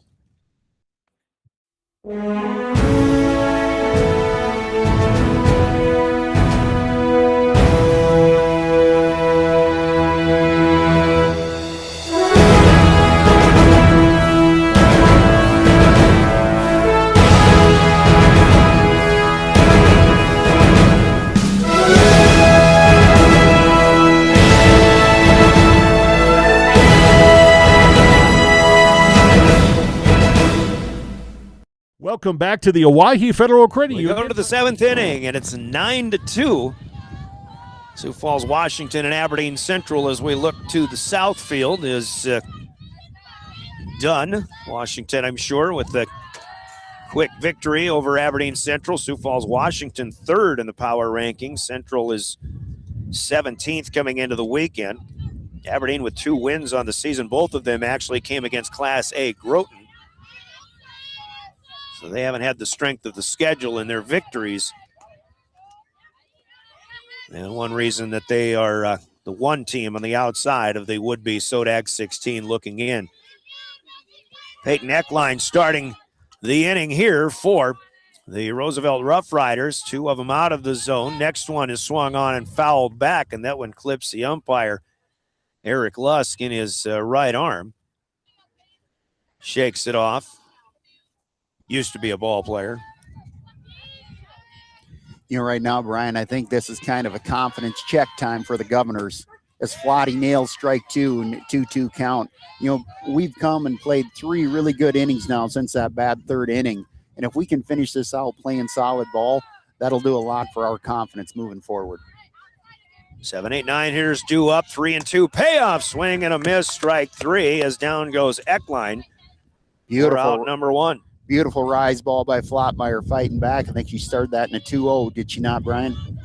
Yes. Yeah, it started with a 2-0 count. Just looking at strikeouts, I think Kenzie's got 4 of those now. That's 6 strikeouts in the loss to Sioux Falls Lincoln. Here's a curve that comes inside of the right-handed batter, Dawson Grossadier. We haven't seen that one much today. She showed it quite a bit yesterday. First time she pulled it out today. And back to the outside part, but off of the edge, and a 2-0 start to Grossadier. Grossadier had a big hit, a 2-run single in the 6-run 3rd inning. Otherwise hit by a pitch and out on strikes. She's 1 for 2. This one back inside. So inside, outside, inside. The height is good, but the zone has been missed 3 times straight. And a 3-0 advantage to the 8 hitter in the lineup. And there's a strike down the middle. She's done a heck of a job of fighting back when she's got upside down, hasn't she, Brian? Well, you can you try to pick your spots and paint the corners, which you want to do as much as possible, but knowing that you can come back, and here's strike 2, swung on and foul tipped, but when you can come right back and throw a strike when you have to, that's definitely a good sign that Kenzie Flottmeyer, even here in the 7th inning, is still feeling pretty good in this game. Totally agree. Checks the wristband. Another payoff coming here. Oh, that one just misses outside, though. So 1-out walk. Flottmeyer hasn't issued too many of those. Just looking back, that is her 3rd free pass, as Grossadier will take first base, and Abby Paulson will check into the batter's box. Big out, or a big possibility here for Pierre as Paulson pops one into left field. Going to be a tough play with a wind. Hyman's able to make the catch. Tosses it back into Flottmeyer in the middle of the infield, and that'll be out number 2. And the reason that's a big out is because the top of the order is coming back up for Sioux Falls Roosevelt. Brian, beautifully timed. They quickly moved Olivia Heyman to the line, anticipating that ball to be right where she hit it. So a great move by the coaching staff, getting Olivia into position. Here's Carlson, first pitch off of the outside corner. Tylen tried to frame that one, but just missing. Carlson's had a productive day, 2 singles, a walk. Reached on a fielder's choice as well. Change up this time, and Tylen even got buckled on that one. As the pitch gets away, it'll be a wild pitch, sending Grossadier to second base. And a 2-0 count. Paulson swung at the first pitch, but the first 2 hitters in this inning also got 2-0 and even a 3-0 count in there. Flottmeyer able to get this one in the zone. Foul tipped at the plate. Now 2-1. Again, a good job not going to that 3-0, Brian. 2-1. Flottmeyer in the zone, off the hands. Buffalo has to retreat, and she'll put it away at first base with the pop out. That's another big out, and 4 straight scoreless innings for the Rough Riders on offense and for the Govs on defense. Pierre with one more chance. We go to the bottom of the 7th after a 30-second break. 9-2, Sioux Falls Roosevelt leading. You're listening to Pierre Governor Softball on River 92.7. DRG Media Group Sports is the official voice of the Pierre Governors. Our hash mark over the middle and wide open at the 30-yard line. Carter shuffle by and touchdown. Here's Olsen. Plenty of time. 3 seconds. Gets to shoot, and it's good for 3. From football, volleyball, and soccer to basketball, wrestling, and softball, follow the Pierre Governors on the official voice of the Govs, River 92.7, and also on the River 92.7 page of the DRG News smartphone app and drgnews.com. Welcome back to the Owyhee Federal Credit Union.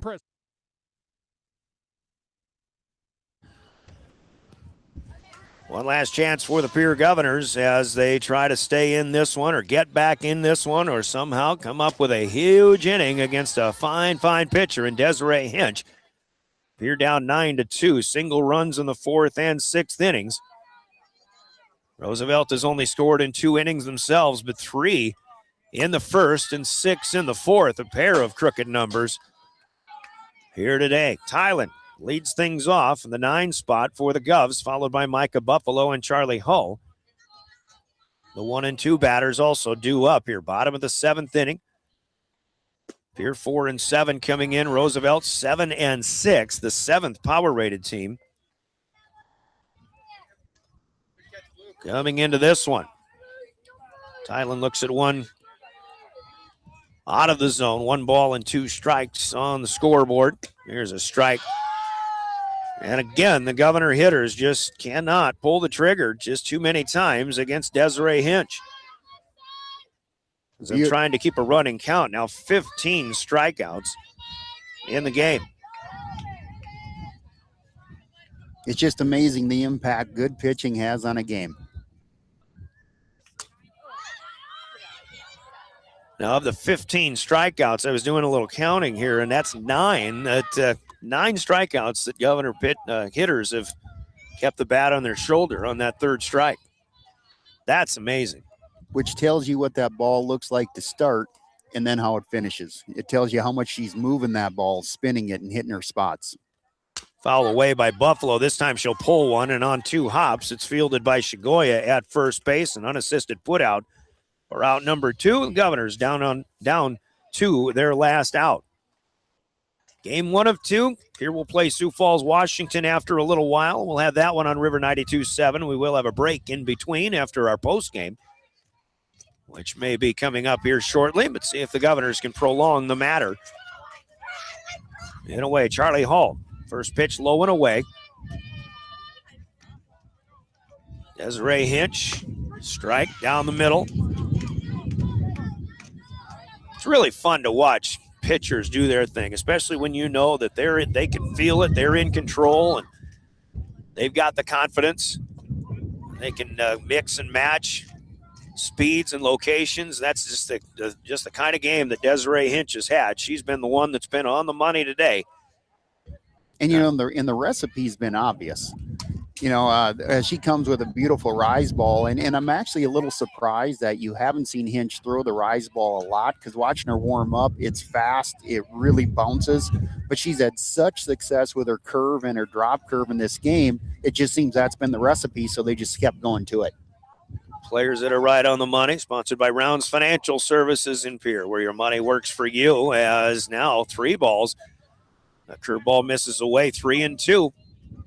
Here is down to their last strike, but Charlie Hull will try to stay alive here. Hinch one more time, fouled away. Off to the right side. Charlie has fought off some foul balls today, but she has struck out 3 times, and that's a rough day, but she certainly isn't the only one who's had a rough day offensively against Desiree Hinch. Ball 4. Change up low. Hinch wanted it, but it falls below the knees. And Charlie Hull is on with a 2-out walk. Bringing Flottmeyer up to bat, who I believe is 2 for 3 in the day, right. Is she not, Brian? Yep, Flotty has been able to make good things happen on a couple of occasions, even though she did strike out once as well. 9-2. Hull can move at first, but you need a bunch of hits and a bunch of base runners, so really no need to be running here. First pitch up and out of the zone. With 2 down here in the bottom of the 7th inning. Final inning for the Govs. Another one that stays. Ooh, that one I thought was low, but it is ruled to strike at the knees. Little above the ankles. Close to a little below the knees. Yes. 1-1 for Hinch. This one in the spot, and that one fouled away. Took something off of that one, and it looked like Flottmeyer might have just gotten under it, but might have been a little out in front. Now 1 ball, 2 strikes. Pierre again down to their final strike. As Hinch looking to close it out herself. Again off speed, but that one floats up and away. 2-2. Hitters trying to stay in there, stay focused. Charlie Hull ready to run on anything hit. Ball 3, and that one gets past the catcher. That rise ball a little too high for the catcher to control. That's an advancement for Hull, 60 feet up to second. She is in scoring position. Flottie's really good in these situations. She's got a very compact swing here. Full count once again, 3-2. And that one fouled back to the backstop. So, Kenzie Flottmeyer staying alive. Singled in the first, but was left out there. Singled to lead off the 6th. Did come around to score. Hoping to drive in Charlie Hull with something on the green here. 3-2 again. Yeah, and this one popped up to third. Melgard gets to it, and that'll do it as the Pierre Governors fall. In this one, Sioux Falls Roosevelt, a couple of big innings, and it's enough as they defeat the Pierre Governors on the Gales Gas Service scoreboard by the score of 9-2. Roosevelt improves to 8-6 on the season. Govs will fall to 4 and 8. Scoreboard brought to you by Gale's Gas Service in Pierre. Use their budget plan and keep full service to stay warm when you need to and to control your heating needs all year long with Gale's Gas Service in Pierre. Post game is next after a 3-minute break. We'll come back and talk about it, give you the line score, the box score. We've got big plays of the game and your player of the game all coming up in our Family Dental post game. That's next in 3 minutes. You're listening to Pierre Governor Softball and your official voice of the Governors, River 92.7 and drgnews.com. At Al's Oasis Plaza, my great-grandfather, Gus Bowie, opened the first store in 1905. I'm R.F. Bowie, the president of Bowie Foods. We aren't your typical store. You'll find everything you need for your family. You'll save money, and I promise you're going to enjoy your grocery shopping experience. We carry a lot of locally produced products and some things you just aren't going to find anywhere else. South Dakota owned, family owned, Bowie Foods. Buying or selling a home is a big decision. You need an expert who knows the market and gets results. Scott Darnall at Lee Real Estate in Pierre brings experience, local knowledge, and a no-nonsense approach to help you navigate every step. Whether you're looking for the perfect home or the best offer, Scott is committed to making the process smooth and stress-free.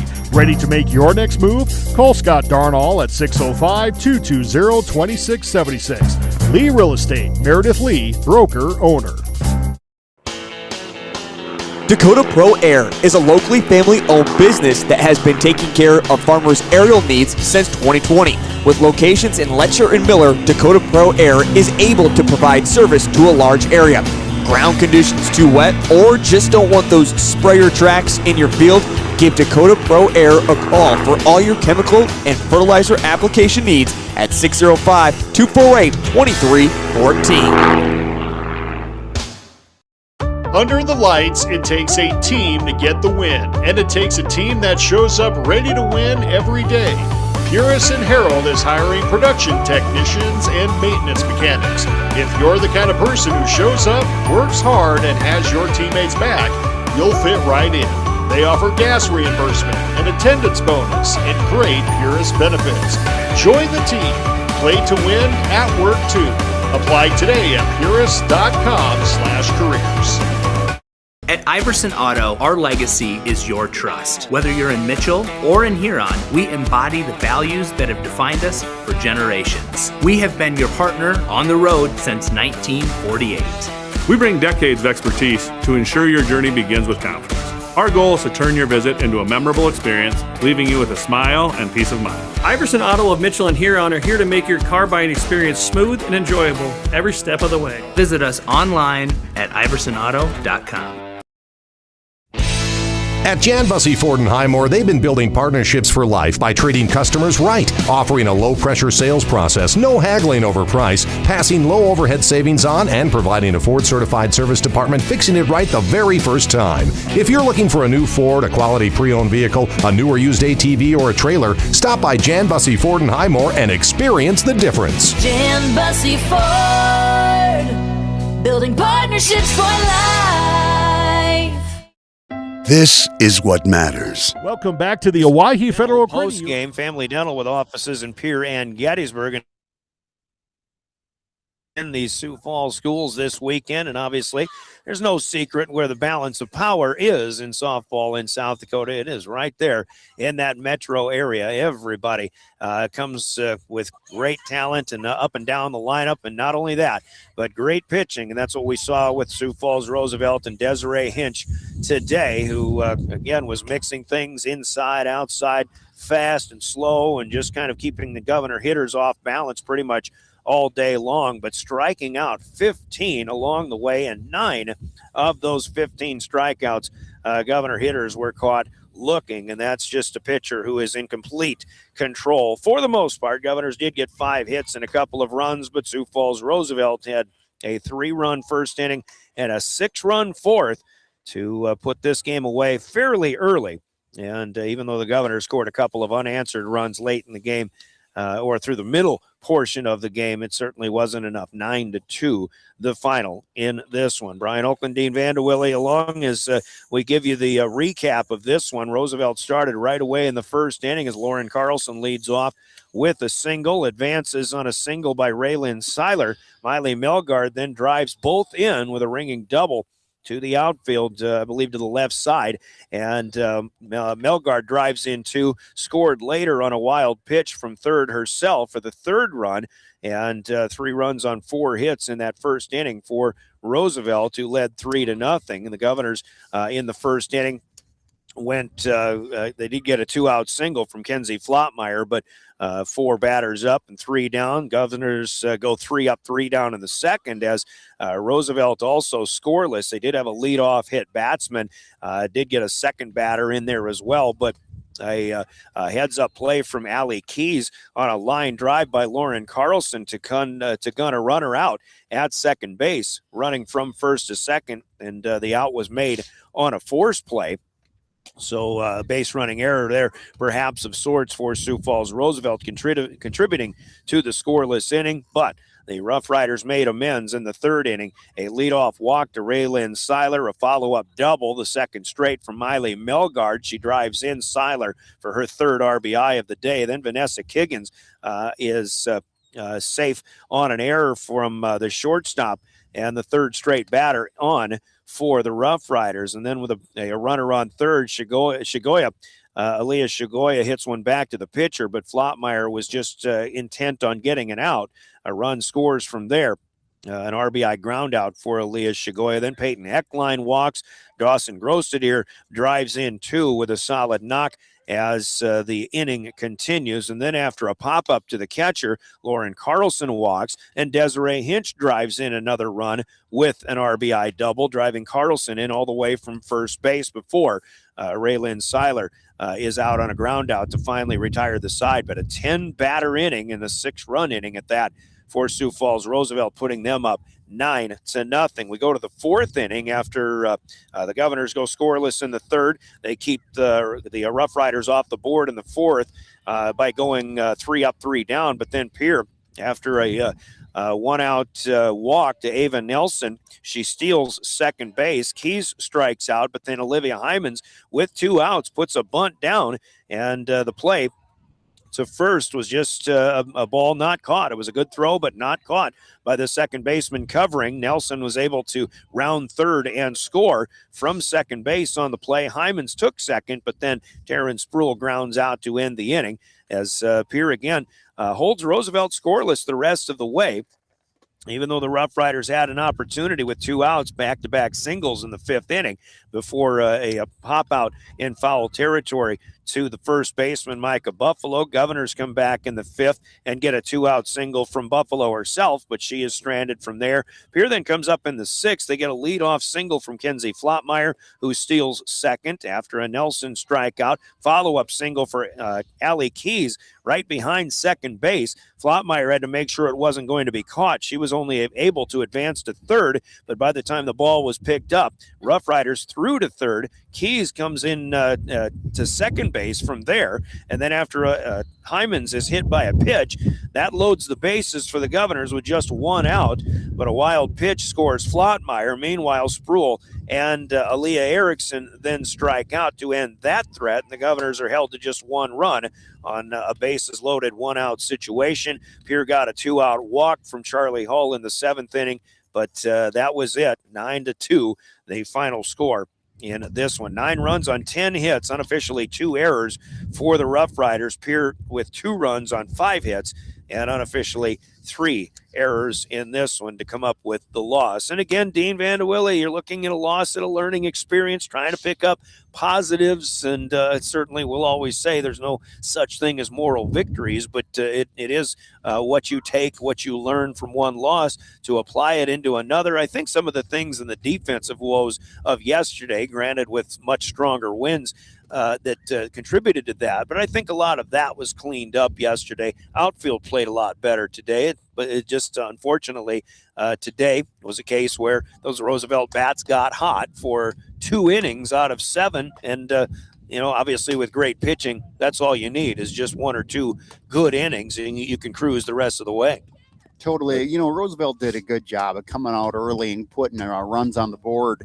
And, and that was actually what you just stated, Brian, was what I was thinking, is that yesterday's defensive efforts were shaky at best. All around, I just thought our defense wasn't sharp, wasn't to our girls' potential. And today was a much cleaner game.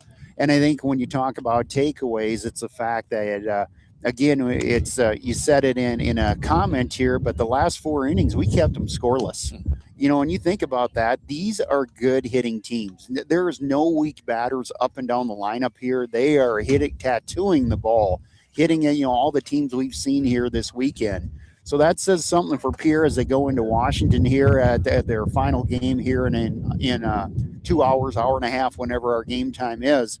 I hope they keep that mentality of how they played this. And kudos to I think, as far as Flotmeyer, she got herself into a few holes, but she kept fighting through it.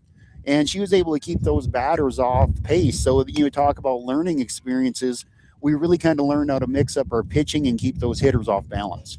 Yeah, and Washington, obviously, it doesn't get any easier, as Washington is number 3 in the power rankings, and they'll come in with a 14-2 mark on the season. So just do whatever you can, kind of like the Jefferson game yesterday. Unfortunately for Pierre, if you had possibilities of picking up a victory or 2 along the way, it's the first games of both of these days, in Lincoln and Roosevelt, who you'd like to know that you can compete against. And hey, when it comes time to play whomever you play, when you get to the Sodak 16, all it takes is just one good game, and as long as you're continuing to get better along the way, you just keep doing that, and hopefully you come up with one big upset somewhere along in the postseason. With that, it's learning how to win against these good teams, and as you know, it's just being able to finish strong. So it's learning the skill set, learning those techniques, like how to mix up your pitching such that you can keep them off pace.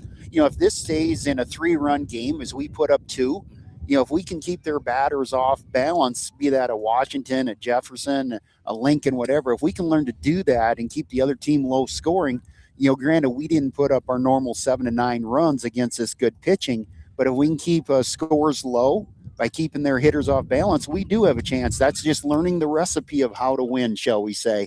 And that's what I think Pierre has to think about, is how to keep that opposition scoring low, knowing we're going to face tough pitching, and try to win a 3-2 game, a 4-3 game, if that makes sense. Can't pull an upset without giving yourselves a chance late in the ball game.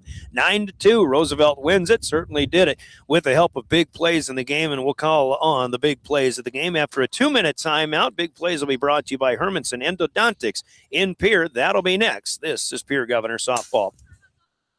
Century Business Products is a proud provider of the most reliable Kyocera copiers and printers to the Pierre School District, backed by 5-time nationally awarded Kyocera servicing team. Are you looking to control color cost? Looking to reduce printers? Are you looking for more efficient ways to scan documents? Or maybe you'd like to become more paperless? Look no further than your local Century Business Products. Call 800-529-1950 and see how they're powering business technology.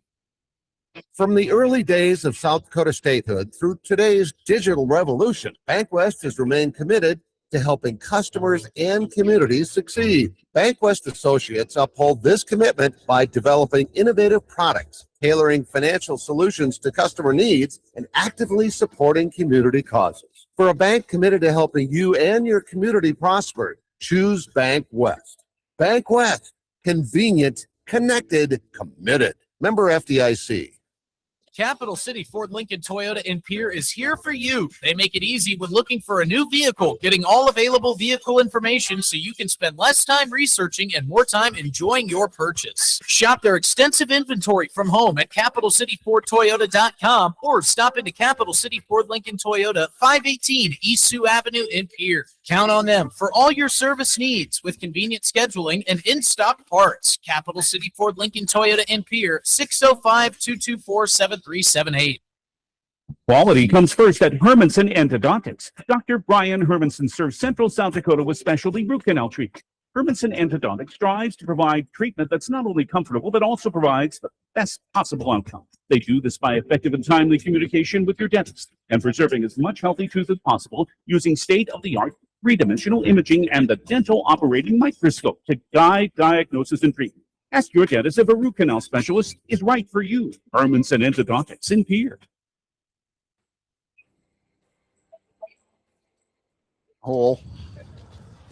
Back here again as we continue our family dental post-game, a 9-2 loss suffered by the Pierre Governors. Certainly big plays for the Roosevelt Rough Riders, and they're brought to you by Hermanson Endodontics. In this one, big plays, big stats, including 15 strikeouts from the Roosevelt pitcher.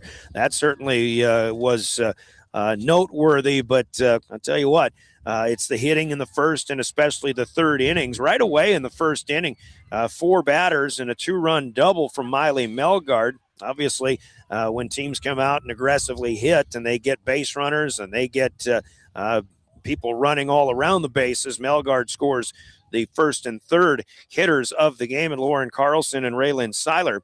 Melgard driving in 2, and then she had another double in the third inning to drive in the first run, just 2 batters in, and what turned into a 6-run outburst for the Roosevelt Rough Riders. Miley Melgard with those 2 doubles. She added a single in the 6th, but was stranded at second base. But 3 for 4 and 3 RBIs, 2 runs scored. The bright spot in the box score for the Sioux Falls Roosevelt Rough Riders. Lauren Carlson 2 for 4 today and scored a couple of runs. Seiler scores a couple of runs as well. And in the bottom of the lineup, the 8-hitter Lauren Grossadere, or rather Dawson Grossadere, goes 1 for 2, scores a run, but drives in 2 in that 6th-run inning as well. But I like the doubles and the strong hitting from another good freshman third baseman. We saw one for Jefferson yesterday. We see one here for Sioux Falls Roosevelt, and Miley Melgard contributing some big plays of the game that are brought to you by Hermanson Endodontics in Pierre. Governors just mustered a couple of runs today. Certainly some big plays for them, but more highlight plays as well. Also turned in highlight plays and right on the money plays brought to you by Rounds Financial Services in Pierre throughout our broadcast. Govs will hope to put in some more when they play Sioux Falls, Washington in a little while. One thing left to do, and that's to talk about the player of the game. And certainly I would put Melgard in the honorable mention category for the Rough Riders. Your player of the game for Sioux Falls Roosevelt would have to be the pitcher, Desiree Hinch. 7 innings, 5 hits, and 2 runs, but I don't think either one of them were earned. And she did walk 2, but she struck out 15, and of those 9 were caught looking. And you just can't say enough about that type of pitching and keeping Pierre hitters off balance. And, I mean, obviously they're just kept guessing. And even as a pitch is coming in, you're still guessing what's it going to do, but you're trying to go up there and trying to think in each pitch, what's she going to throw to me next? And just too many times, maybe the Govs have to be more aggressive, but at the same time, it's just asking a lot when a pitcher is as dominant as Hinch was today. Sometimes you just got to tip your hat to a good pitcher, but you got to strategize then how you change the game to win it. And you did see Pierre change their philosophy and start trying to lay down some bunts, put the ball in play, because Hinch was a dominant pitcher, and we were struggling with that. So, I think creating some chaos against that is all you can do. But you're right, she was moving the ball very, very well. And, and kudos to the coaching staff on what they're calling in Hinch. You get to know your pitcher, you get to know where they're strong and where they can dominate, and they were dialing it up well. And, in your 9 of 14, Brian, 9 of 15 strikeouts looking, that really says she's spinning a ball hard in hitting spots that you as a batter are uncomfortable making a decision that you don't think it's close, and then it's coming in for strike 3. That's impressive that she was doing that all 7 innings of this game. Job well done by the junior pitcher, as she would be our player of the game. But for Pierre softball, when we're just covering home games, we'll keep it local. We'll hear from Cowboy Country Stores. Your CCS player of the game for the Governors is coming up after this on River 92.7. Grab your cell phone and download the brand new Cowboy Country Store app today. It's free and it's super easy to navigate. And best yet, it's full of amazing everyday specials and rewards like 99-cent coffee on Mondays, 2 hot dogs for $3 on Wednesdays, Every single day, there's a special deal, and we also reward you for shopping with a bonus on Sundays, offering you double points earned on every purchase. So check it out by downloading the Cowboy Country Store app today. Cowboy Country Store is giving us our player of the game, and in looking at the Pierre Governors. And again, you had a couple of runs scored. You had 5 hits. Kenzie Flottmeyer with 2 of those 5 hits. Allie Keys had 1 as well. Micah Buffalo with a spot single. You did have a ringing triple by Presley Spies, who earned the award in the loss to Jefferson yesterday as a player of the game, although Spies was stranded at third base. But the one that we've come up with, Brian and Dean, here on the call, Dean, is Olivia Hymans today. And Hymans, who had a tough day offensively, made one nice play, almost made another great play, but got a little bit shoestring handcuffed on a tough ball in the outfield today. But it was the bunt that she laid down. And when you've got a good bunt and you've got the speed that she does, here comes that chaos that she can create with that. That is what kind of led to a run in the 6th for the Governors, and laying it down with 2 outs. That's kind of asking an awful lot, but Olivia was still able to get something done offensively for the Governors, and a better day for her, which is good to see after a rough day yesterday. Olivia is one of those people for Pierre, continues to wear all hats. I mean, she plays infield for us, plays outfield. She's just a very versatile tool in our toolbox, and what a talented young lady. So, and in this situation, a girl who can hit a ball deep, we call her up to do a bunt to use her speed. So really did a good job of contributing and getting us going and scoring a run. You know, she got hit by a pitch in that 6th inning as well after the bunt led to the first run of the game in the 4th inning, which did come with those 2 outs. So Olivia Hymans will be our player of the game this time around, sponsored by Cowboy Country Stores in Pierre and Fort Pierre. For those who are on the road, remember, South Dakota's Office of Highway Safety reminds us all, it doesn't matter how far, just buckle up. It starts with you. You've got some place to be from the South Dakota Office of Highway Safety. So here's what's going to happen. The JVs will play for Pierre against Sioux Falls Roosevelt. When that game is complete, Sioux Falls Washington's varsity will come over to the field that we're on right now, and we will have Pierre against Sioux Falls Washington. One more game broadcast coming up. And keep in mind, later on in the week, we've got Pierre hosting Mitchell from Riggs Field on Thursday with a 4 o'clock first pitch. Another home game coming up here on River 92.7 later in the week.